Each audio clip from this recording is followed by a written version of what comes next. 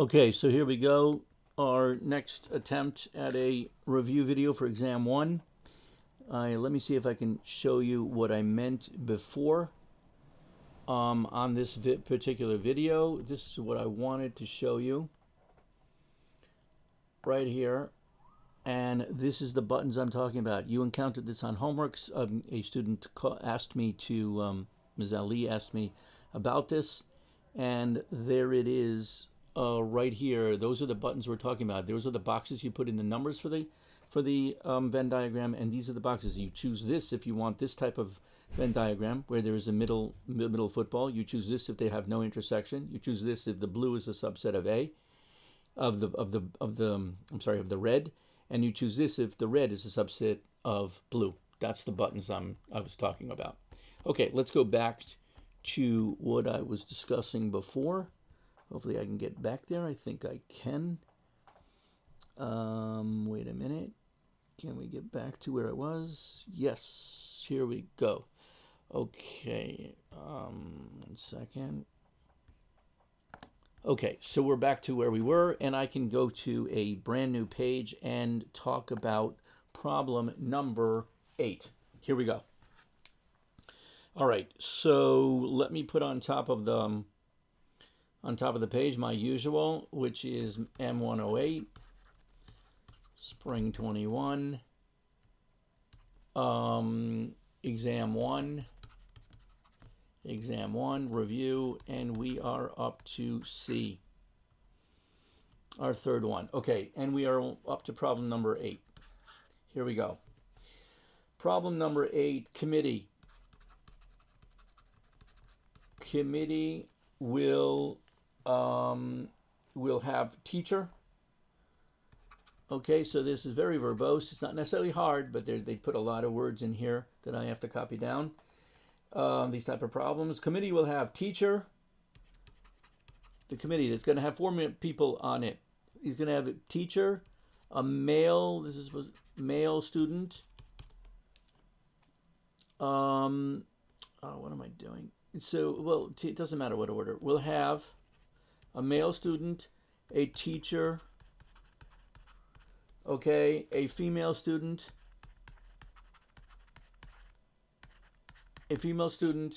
and a parent, right? So there's 4 people out there going to be on the committee. 4 people, 1 from each category: male student, teacher, female student, parent. Fine. Okay, here is basically all the information in a table. T stands for teacher. M stands for male student. F stands for female student. P stands for parent. Okay. Now, their names of the teachers are, as usual, I don't have names here. I just put A, B. The names of the male students are C, D, E, F, G. They'll have real names, but it just takes too long. H, I for female students. H, I, J, K, L. Right, so there's 5 males, 5 females, 2 teachers to pick from, and the parents, there's 3 parents: M, N, O. Okay? Here's the question.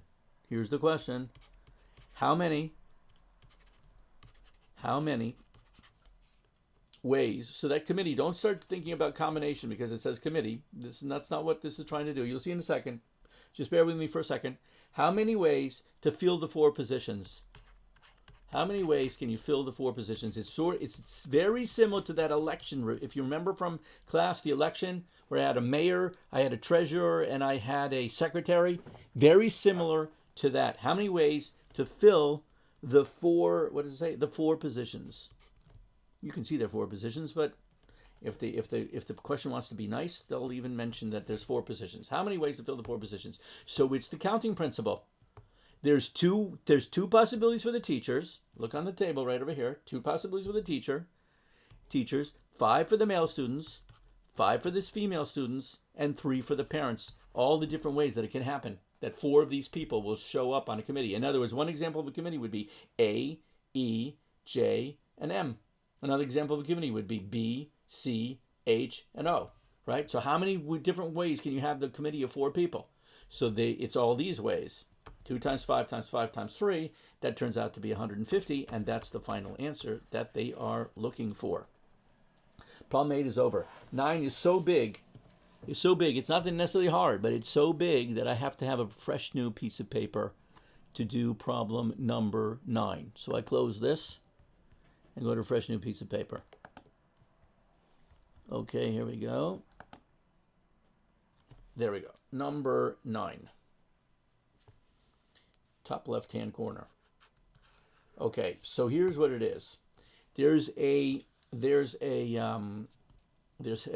a dartboard here. It's like a dartboard.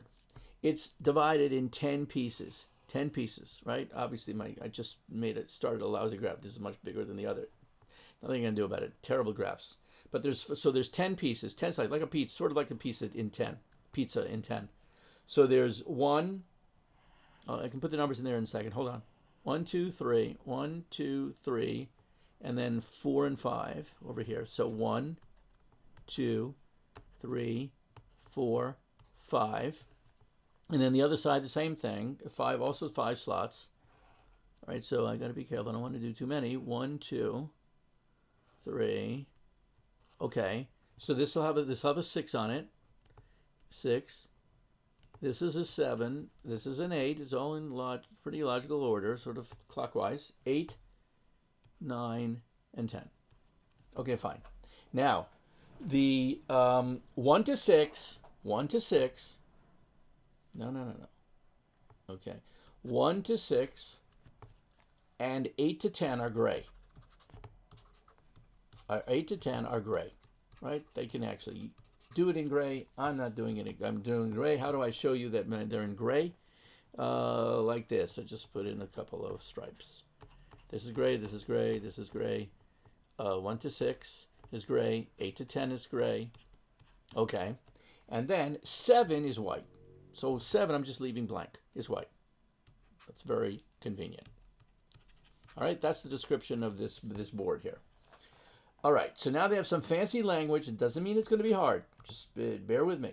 Just because they have fancy language doesn't mean it's hard. Let X be an event. All right, so in probability, we already talked about that. An experiment, or I didn't mention event yet, but here I am mentioning it right now. Event. Let X be an event. I probably have mentioned it by now when you see this video. Let X be an event.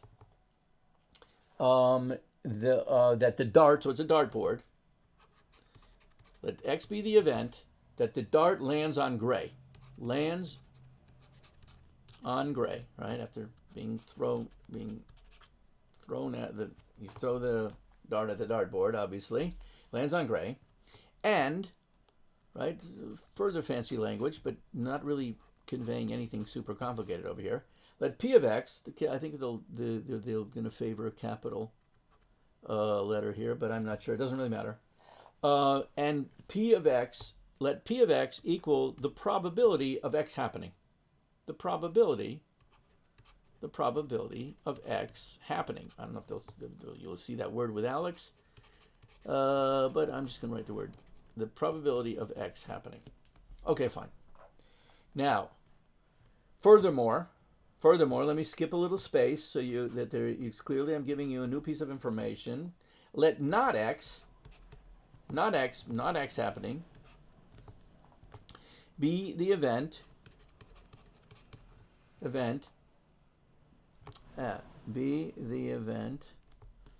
that the dart lands on not gray. Right? Well, we know what not gray is. It's going to be white in this case.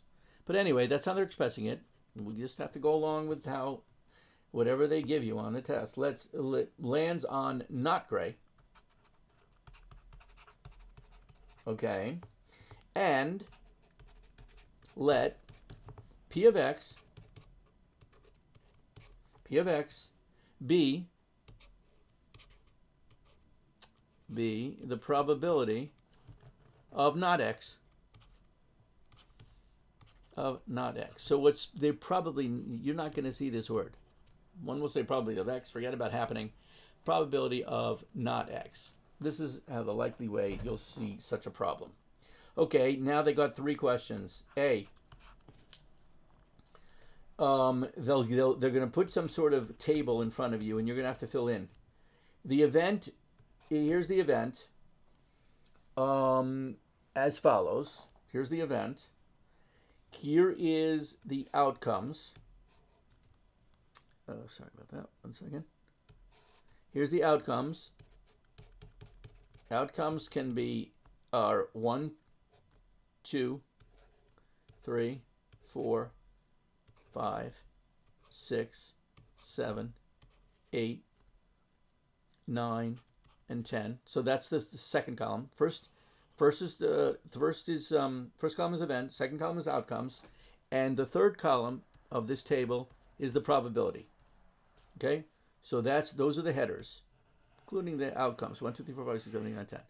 Now they're going to have boxes.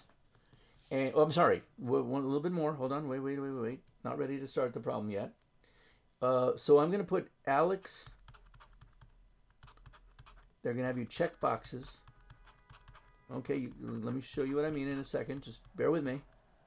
So first over here, there's a little bit more here.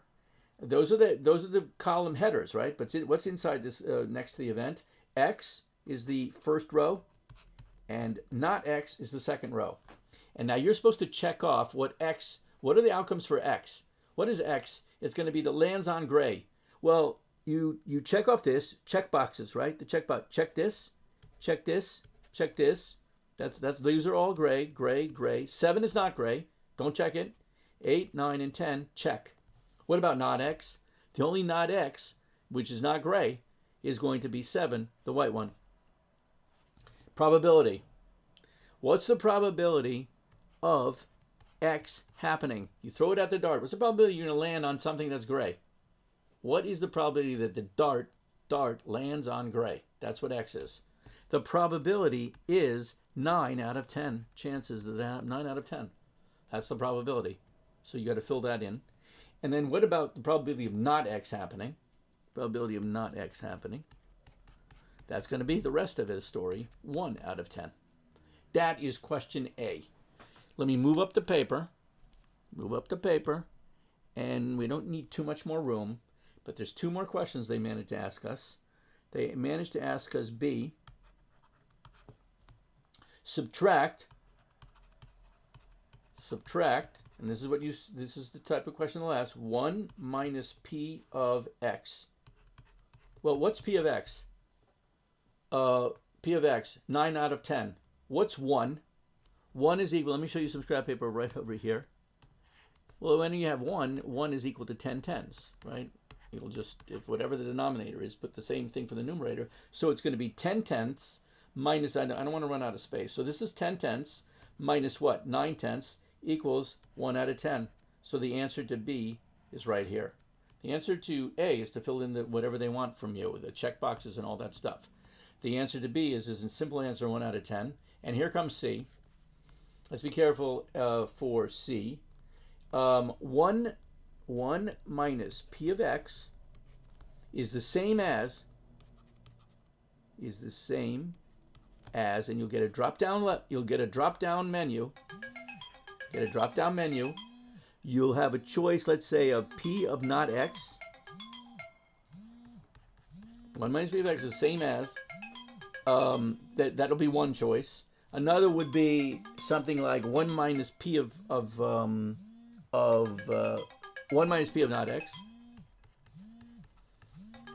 And then the third choice would be none, let's say. What do you choose? You choose this one. You click on this. You click on P of not X. 1 minus P of X. What is that? That's 1/10. That's the same thing as P of not X. I forgot the T here. Sorry about that. T. Not X. And that's equal, they're the same, 1/10. So you pick P of not X for that box for C. We've got to stop here. Got to stay under 15 minutes. We should be fine.